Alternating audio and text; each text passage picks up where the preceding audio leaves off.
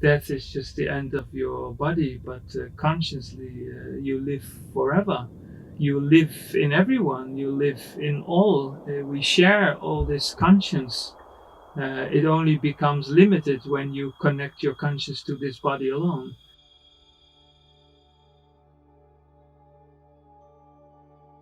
My life in London, when I was living there before I had this first out-of-body experience, was as an entrepreneur. I was a salesman. I was introducing new type of food and beverage products to the hotel restaurant trade. My idea in London was to become rich, and out of this richness, then happiness would follow suit. That was the idea.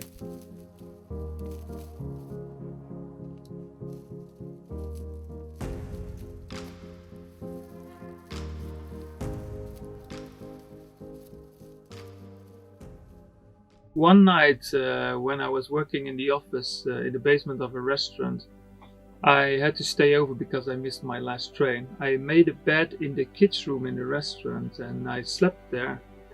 And then in the night I went out of bed and went into the restaurant, and then I had great experiences. I started to float on the floor without being able to detect my own movement and steps, and I moved in towards the wall, and when I came closer to the wall started to come closer to my nose, and at the moment my nose had to touch the wall, suddenly I was in the wall and was experiencing all the fabric and texture on a molecule level of the wall, and I was in this wall, not being able to see my body, but it was just floating around, and the wall was behind me, it was in front of me, up of me, and left of me. And this went on and on and on, this kind of experiences. And then suddenly, when I went back to the kids' room to continue sleeping, and then I entered this room, and I saw my body laying on the ground. It was shocking.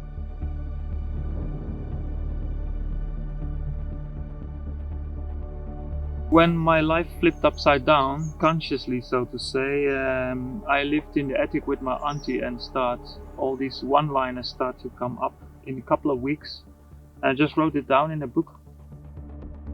You need darkness to see light shine through. One day it will appear to you that you have found what never was lost.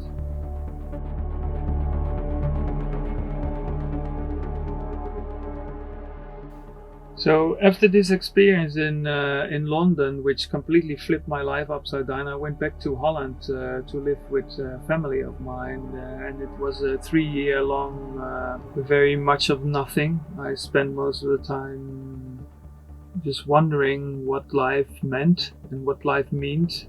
And it was not always easy. I went through more of these out-of-body experiences, which were very dark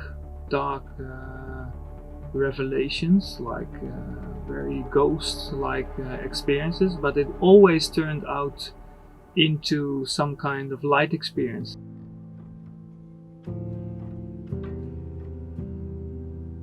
I met a very lovely, beautiful woman, and she brought me to Portugal.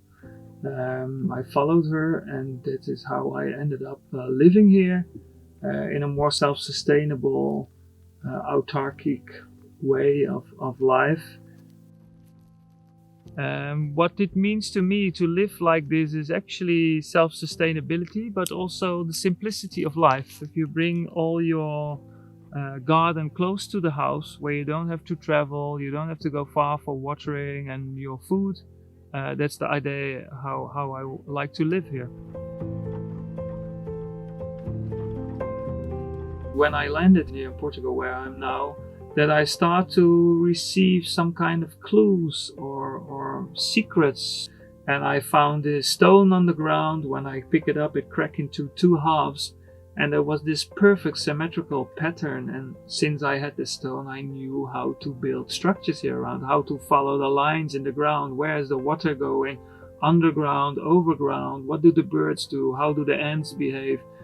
You make it into a study, but also naturally you see some kind of natural behavior of wildlife and nature around you, away from what you're conditioned to accept or receive as reality. In the pattern in the out-of-body experience was always, there was some kind of a blackness, dark space, and in this space always came light in. So when I came into Portugal, I started to bring canvases back into my life, and I started mainly to make the canvas completely black.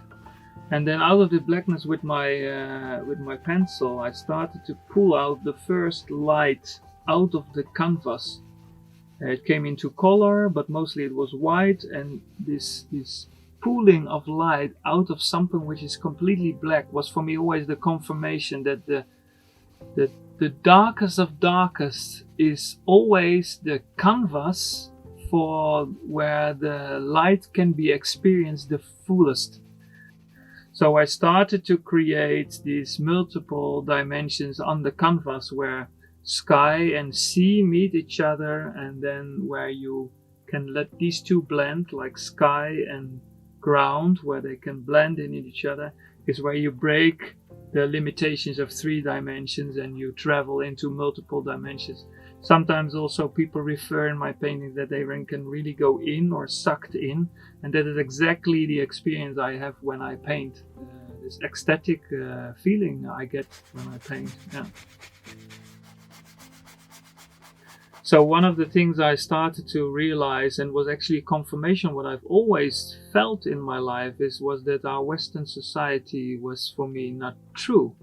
The social structures, the science, the politics, the financial frame, the time frame was always, if this is reality and this is true, then it is only there to limit people to live by some kind of construct which makes it for them a way to live, but it is always a limitation. The conclusion will be freedom exists. You will find proof everywhere. Light will always shine.